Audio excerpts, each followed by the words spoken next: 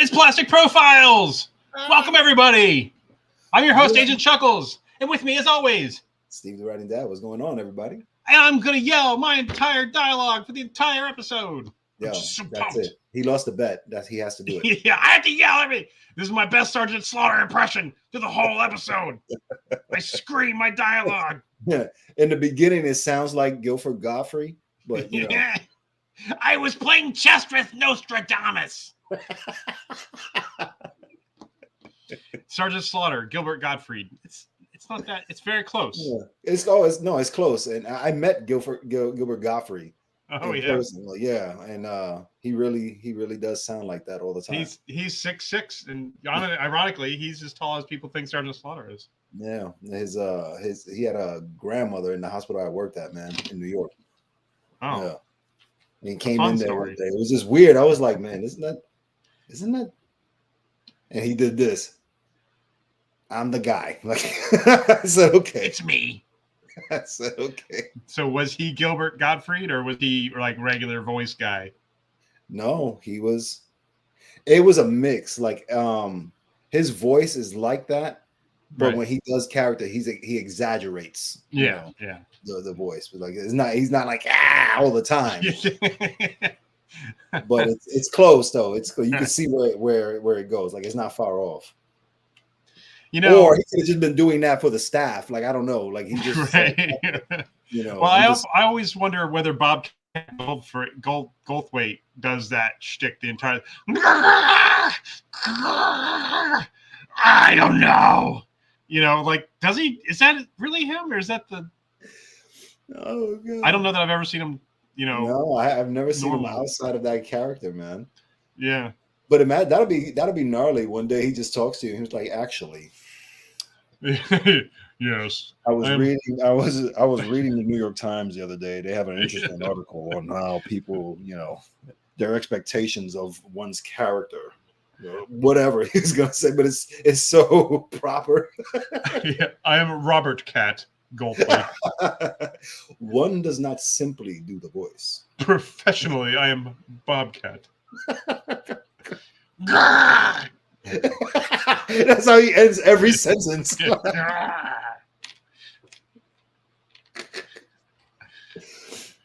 Anyways, this is Plastic Profiles. We like to bring you 1,000% more Bobcat, and I can't even remember the other guy's voice now. The other guy's name. More content than any other G.I. Joe podcast. Gilbert Gottfried, more content than you would ever expect. That's right. No, we are Plastic Profiles. We are the show that analyzes a classic G.I. Joe file card and the corresponding classic G.I. Joe character figure, and then we compare and contrast that with the modern classified or classified retro figure to compare and contrast the two figures and determine which one of those two is more like the character as depicted in the file card. That's what we do here. Yep, all day. And as we are taping this, we have had one episode of our sister series debut. It's got some pretty good reviews. Got some legs. I don't want to get too far ahead of myself. It is Plastic Profiles Community Spotlight. Oh, simmer down. Yeah, the crowd was shaking the entire Coliseum we recorded. Oh, it was crazy. It was wild. It's crazy. It was like, okay, people, simmer down. It's just not City Field here. Yeah. So, and what we do in that sister series is we turn the camera around on you, the doer, the collector, the connoisseur, the mover, the shaker, the motivator. And the G.I. Joe or action figure collecting community. So far, we're doing G.I. Joe because that's who I know. That's the people I'm familiar with. But I want to branch out. Butter. Yeah, I don't want just bread and butter. I want meat. I want potatoes. I want the whole zucchini, thing. Okra. Yeah. I'll try okra once. I want the okra of the action figure collecting community. Okra. All right. All right. I might have to be I'm sick on that one. Yeah. So that's what we do on that show.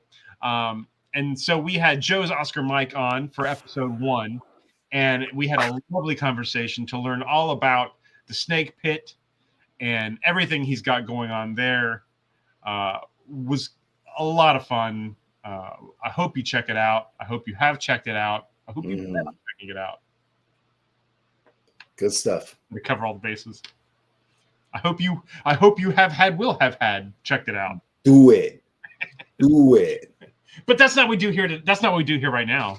No. And because today we are talking about. It's my guy.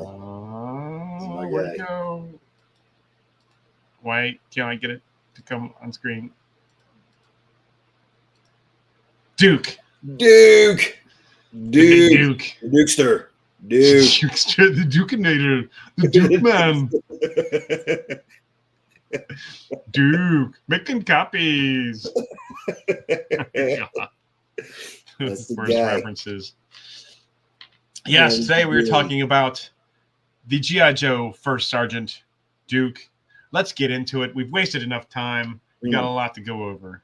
So, Duke came out in 1984. Technically, he came out in 1983 as a mail away, but we're just gonna say 84 because that was his main release.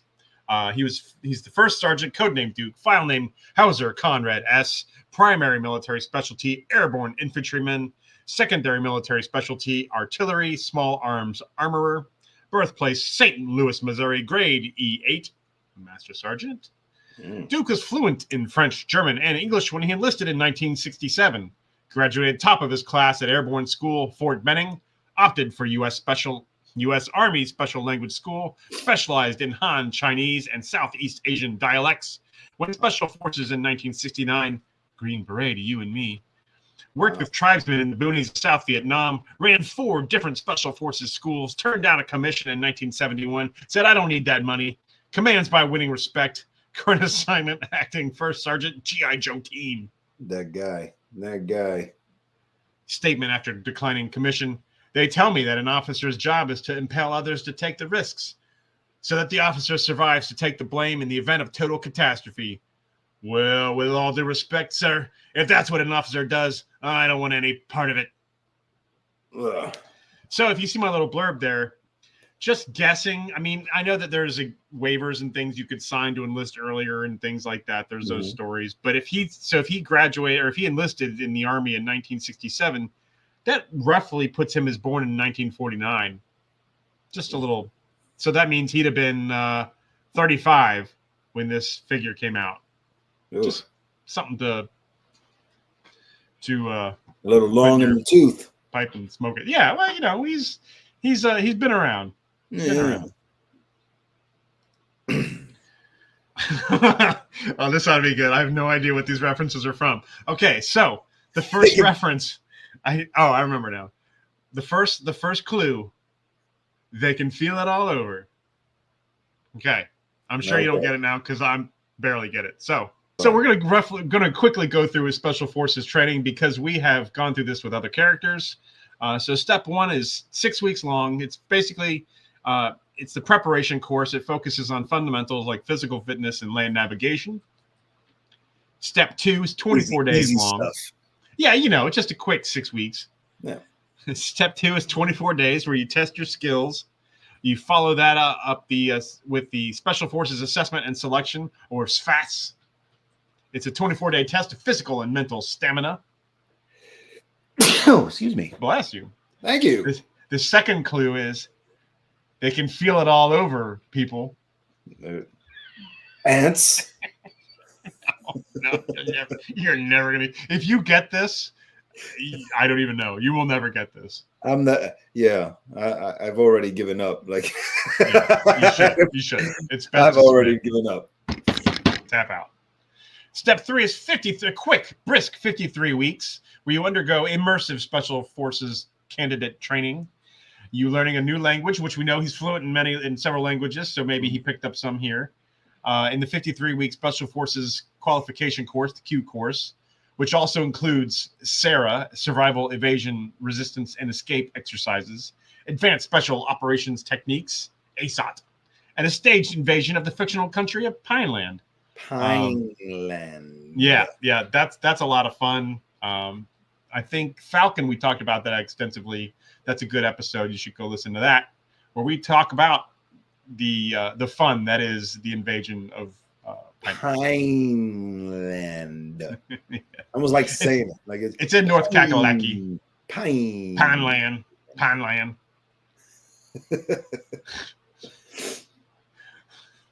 Okay.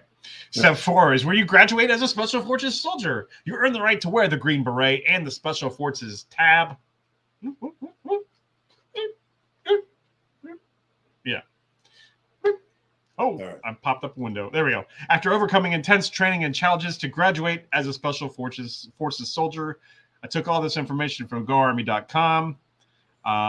It's a lot more to it than just this. I really did breeze through it all, but you get an idea.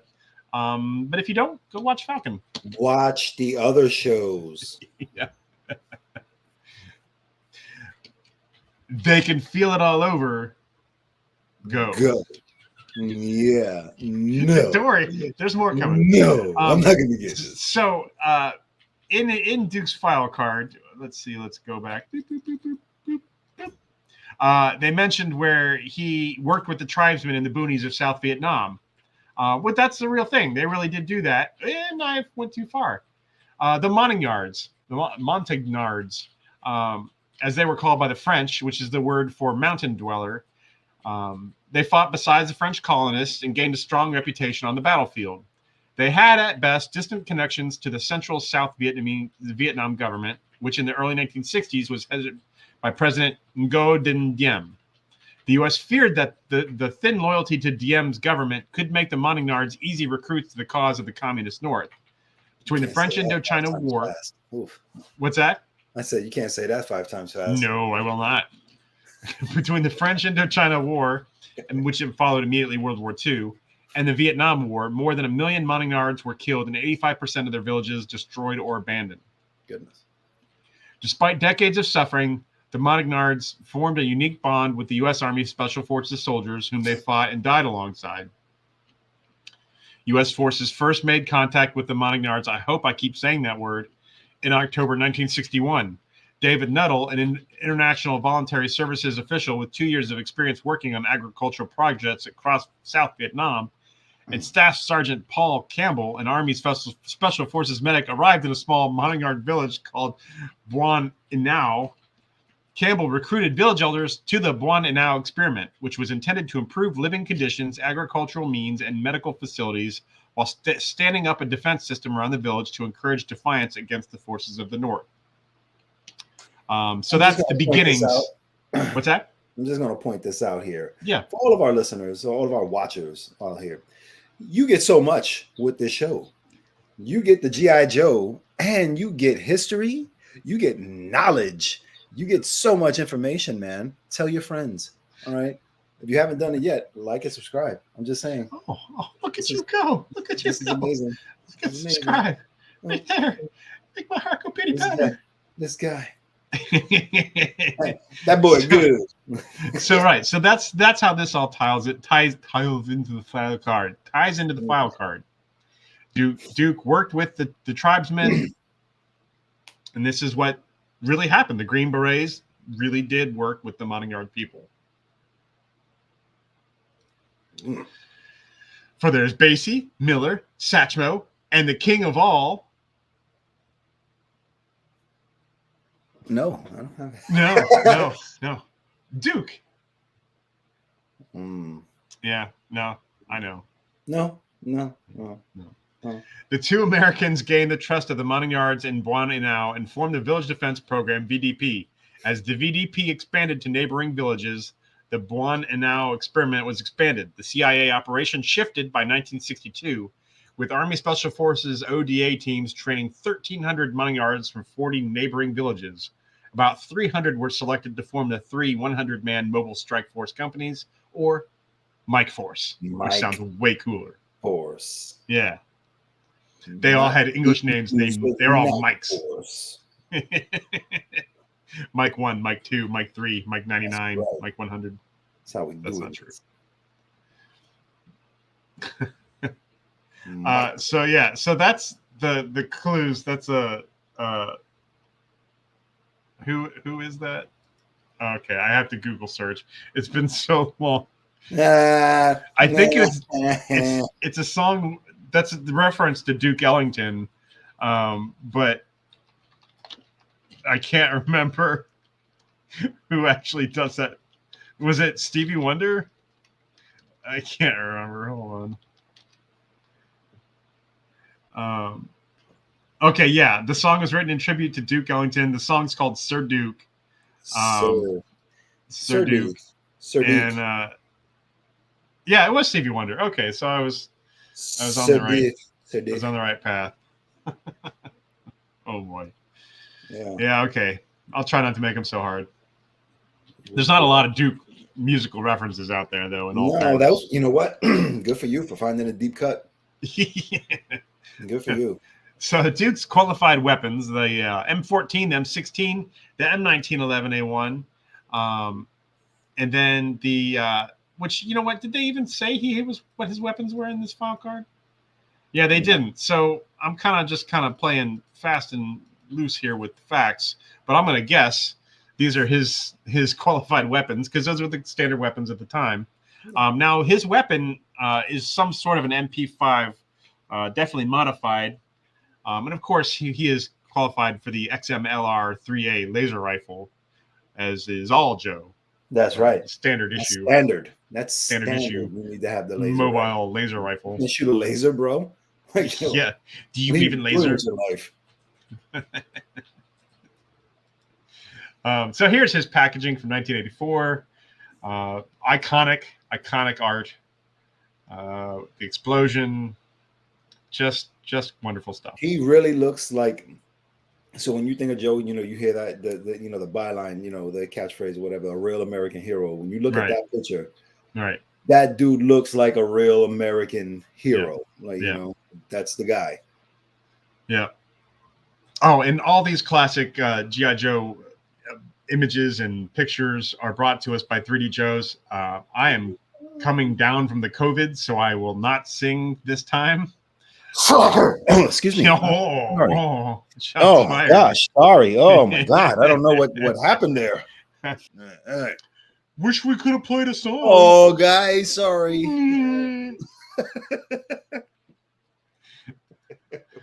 So, the 1984 Duke breakdown. He's got his helmet. He's got his binoculars. He's got a submachine gun. He's got a backpack. He's got a grenade molded on his bandolier, a knife molded on his boot, a pistol molded on his leg, and a shovel molded on his backpack. Right. Now, the cool thing, the 1983 mail-away version came with a little flag decal you could stick on his arm, or some people stuck it all over the place, but arm looks the best. And it's super rare to find one with the sticker still on, but it really, that flag color really makes a big difference with this figure. Makes it pop. Yeah, it's a little dull-ish, but when you get that sticker, yeah, it's a glow up. All right, very good. Okay.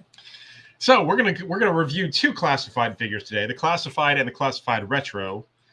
So the first one, we've got the first classified figure. It's styled based on the Blackout video game, so it's a little bit different.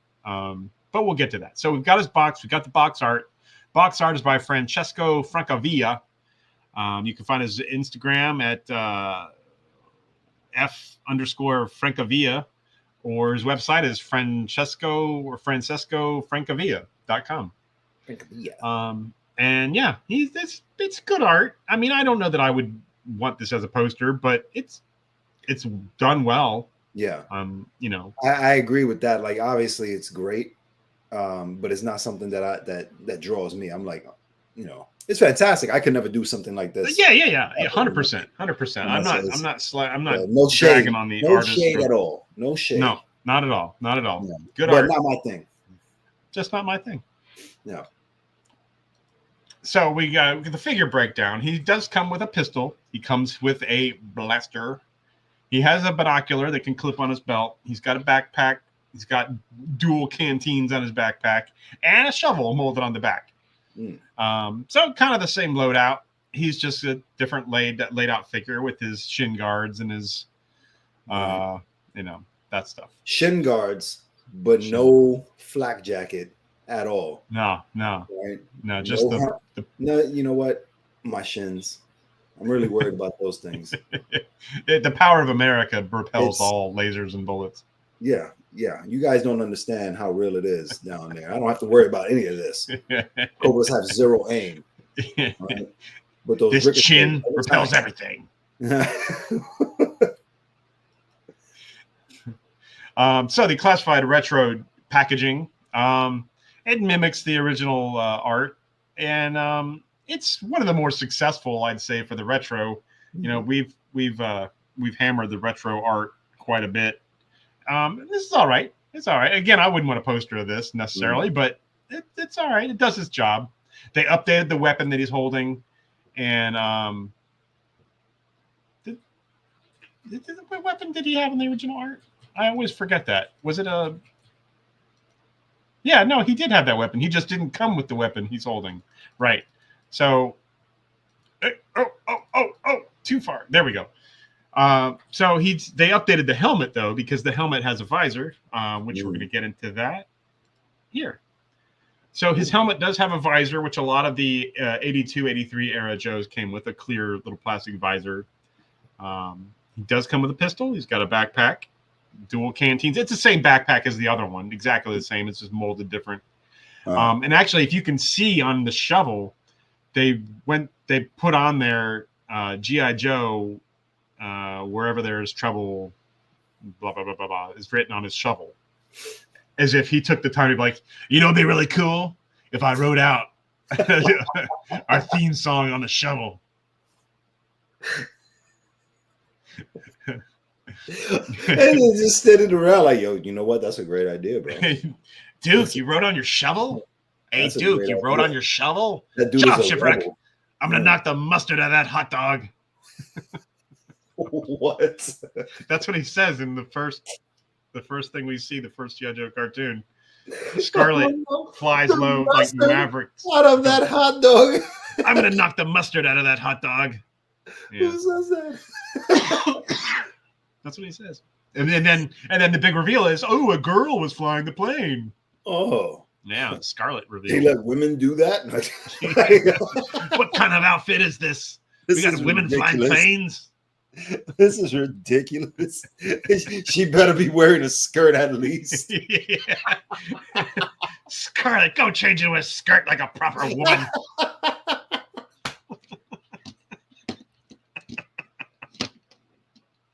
Awesome. Oh. Duke's constantly cracking credit card jokes like the Flintstones, like, woman's gonna go run up the credit card. Look out, Snake Eyes. There goes our funding. Buy another pair of shoes, won't you? Oh, God. Oh, man. Oh, God. We used to have combat boots. Now everybody's wearing stilettos. Oh.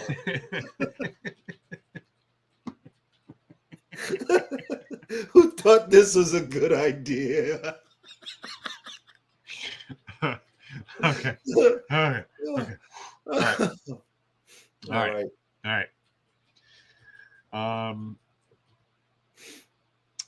Yes, the backpack with the shovel, binoculars. He's got extra pair of hands for punching snakes. That's right. He's got a knife. He's got a grenade molded onto his bandolier, and then his two double-barreled canteens on his backpack. So basically, it's pretty much the standard figure, the regular classic figure, just blown up and given some extra hands. So, Steven the Writing Dad, Duke Goose. Oh. I don't know why that just cracks me up. It's not even. I never even said the word duck at all. It's Duke Goose. All right. Oh yeah, I know. All right. Which Duke does it for you? I gotta go. I'm gonna go with the retro for me. The retro classified. The retro, not the classified one. I don't like that figure at all. Like I like the retro, the remake, the retro classified, not the original either. Okay, right. So basically, you like the one on the far right. You're right, correct. Okay. I thought for a second you were going with the right one, the correct one, the one on the left. See, no, because I like, again. If you now hold on, I don't know if you noticed, but I used the picture of the mail away. See the flag, the pop of color. Oh, I did notice that. Yeah. I was like, good for you. Look makes a big difference. Oh, it does. It makes it pop. You know what? Forget my answer. That's the one. The flag did it. the flag did it for me. I hate to say it though, that retro classified does have a flag. Yeah, on his arm as well. You just can't see it as well. It doesn't properly celebrate the flag as well as it should. I like that he's a more serious, like the facial expression. True. Is more serious. You know, with the original figure itself, like the dude is just happy-go-lucky. He's cheesing. Other than the fact that, I just like the more updated look of figures and stuff like that. The face mold of this, the expression, I prefer the retro classified, all day. So I really didn't like the middle one, the classified version that came out. I didn't like that one at all. I thought that, the bottom part with the freaking cat covering the calves, the shin guards, like he's playing soccer, like in the minefield. That's what he's doing. He's kicking grenades. You know what I mean? And then you got to make sure that, his shins are protected. I didn't like that at all. It wasn't, for me, it wasn't Duke. Like it was just somebody else. And so that's my answer. I'm going with that all day. The thing I enjoy the most about the middle figure is that the way that there's that strip of light blue in the center. It makes me think like maybe they're battery operated shin guards. And then I've got to change my double A's. Hold on.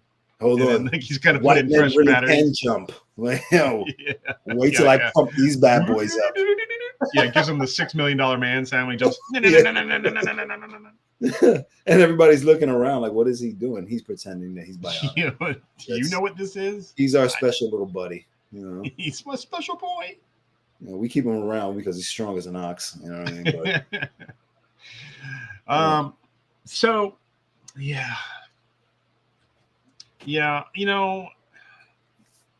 it's tough because honestly, the retro classified is essentially just the blown up version, and that's what it should be. That's what the retro series should be about. It should be blown up versions of these old ones, right?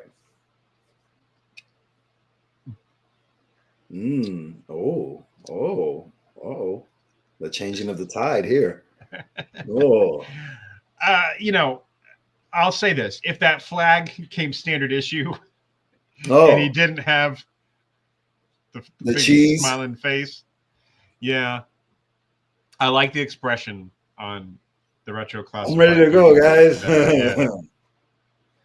I'm gonna knock the mustard out of that hot dog.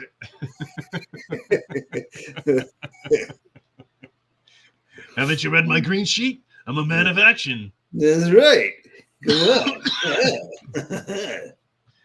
Sent kids scurrying. What's a green sheet? So yeah, I'm gonna go with the retro classified. That's the ultimate Duke. That's the Duke Goose. Yeah. Yeah. It has the proper weapon as depicted on the file card. It has the XMLR 3A laser rifle. He does come with the submachine gun if we wanted to give him that. And he comes with everything else. I don't care for the visor, but he doesn't have to wear it. Yeah. It's just extra stuff. That's not something that's like, oh my God, no, this is the coolest thing in the world. Like, yeah. And the shovel graffiti is ridiculous. I think it was a prank. Someone pranked on him. Yeah. It'll be really funny if we put our catchphrase on the show. Bury you with these lyrics, boy. Yeah. And I would think as the master sergeant, he probably wouldn't be digging too much. No, he's gonna give it to somebody else. Yeah. Here, use my personalized shovel. Right. Make sure you sing that every time. Yeah, sing that song. Sing it louder. Okay. Well, now that we've gone through that, it is the time of the show where we cast a major Hollywood actor or actress as Duke in a little segment we call Casting Call.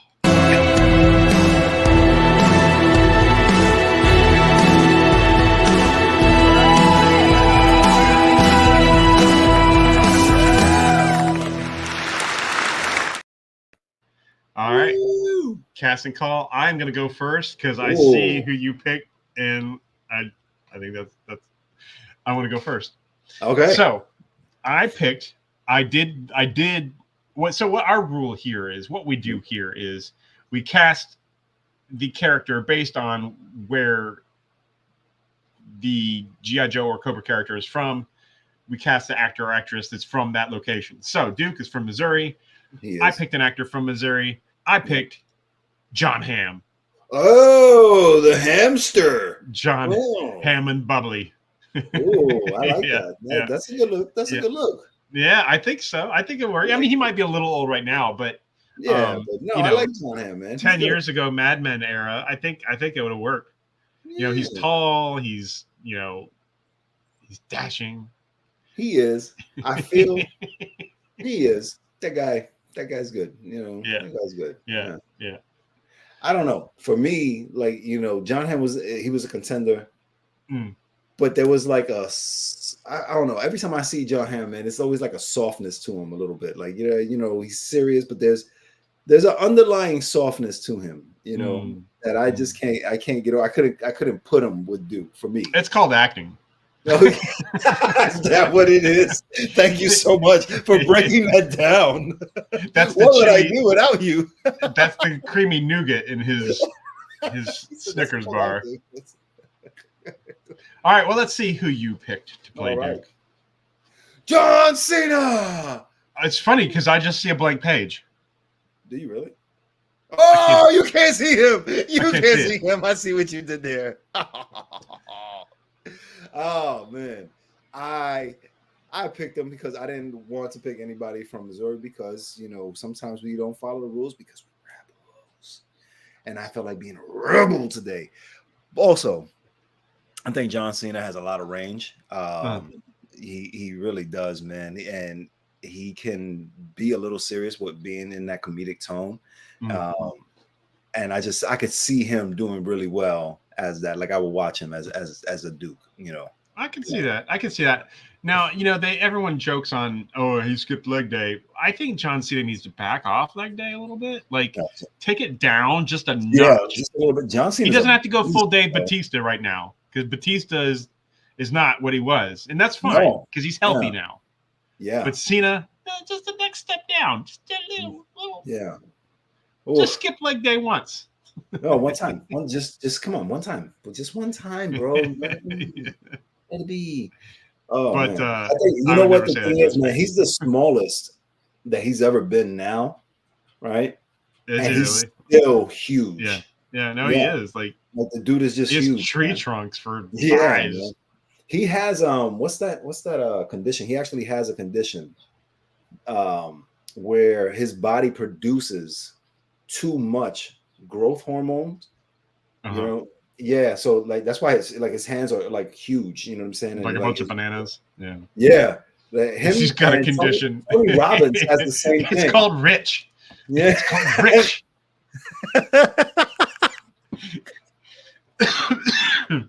He's constantly applying cash to his entire body. It's just yeah, man. But it keeps his hair looking like he doesn't have a bald spot in the back. It keeps Yeah, he needs to do something there. Like you would think that he would get that taken care of, but no. James Gunn, the producer of the guy that's taking over, he did the No, tell me more about who James Gunn is. I don't know. I know. I was like, God, man, who James Gunn is. And I'm tongue-tied. I think we all know who James Gunn is. Goodness gracious. He took over the DC universe. Yes. Wow. Yes. So James Gunn did in an interview said, man, that John Cena is one of the best improv actors that he's ever worked with. You know what I'm saying? Like the dude he can go on and just like he can riff like off the character, Yeah. I think that's pretty cool. Yeah. No, a lot of people have said that they were hoping that they would somehow turn his character in Bumblebee into like Duke or somebody Yeah. At the beginning of G.I. Joe, but they never. Yeah. Yeah. Yeah. But yeah, I like that. I like that pick. I don't know if I like it as much as I like John Hamm, but I like it. I like it. Oh, that's what matters, man. Honestly, this was probably more realistic Uh, that they would get someone like John Cena because the entire world would go, yeah, we'll watch that. I don't care. yeah, like, oh, okay. Yeah. Like that lottery one where have you seen that? He's Jackpot. someone who Yeah. We've seen that. It was all right. It was okay. Free, so I watched it. Yeah. Because it was there, and I like Aquafina. I think she's hilarious. You know, but it was okay. Yeah. Yeah. It was just all right. I mean, it was free. Yeah. Oh yeah, that's what I'm saying. Yeah. Now, what he did, Ricky Stenicki, okay. that was hilarious. Okay. I thought that was hilarious. That one was good. And if you get a chance, if you haven't seen Peacekeeper. Oh yeah, obviously, yeah. Peacekeeper is off the chain like that. Yeah, yeah. So here is the plastic profiles checklist. We can see that somewhere Duke has been taken. There he goes, next to Snow Job on the left. We're whittling away here. We've got a lot more coming up in the next few episodes that will take some more of these off the boards. We got Dreadnoks coming up. We've got Quick Kick coming up. We've got who is going to do a Doc episode for us. Doc. That's my guy. Doc. It's my guy. Pay no attention. And so that's going to take some more off the board for us. Word. And as Steven so eloquently stated earlier, if you enjoy what we're doing here, if you appreciate our efforts, please be sure to like and subscribe. Share it to everyone you know, everyone you think could care about it, everyone you think doesn't care about it. Yeah, people you don't like. Share it to everyone. Tell them all. Tell everyone.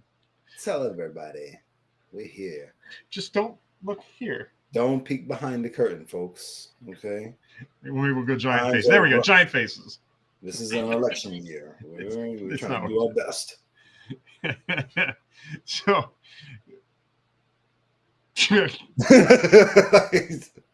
Are we setting a world record for most face on a screen? Oh, let's do it. Are we setting a record for the most people who stopped watching?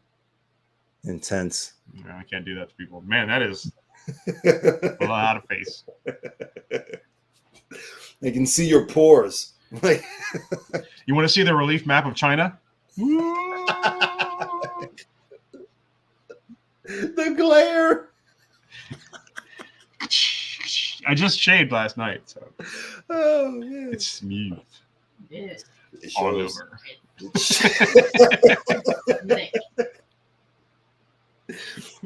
Slicker than spit on a glass doorknob.